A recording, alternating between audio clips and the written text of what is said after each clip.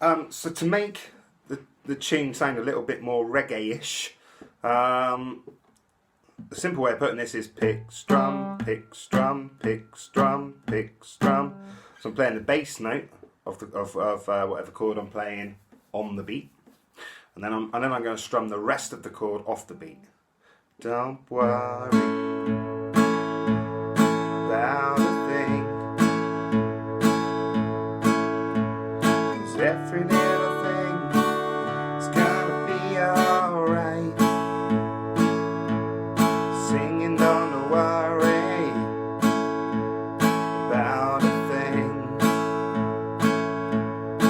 'cause every little thing is gonna be alright.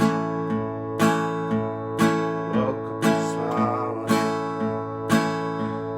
smiled at the rising sun. Three little birds by my doorstep, singing sweet songs, melody pure and true, saying this is my message to you.